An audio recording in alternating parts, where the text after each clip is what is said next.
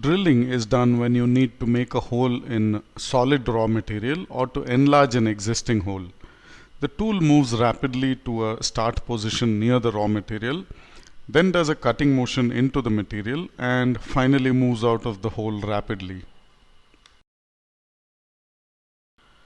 Peck drilling is done for deeper holes where the chips do not break and come out of the hole.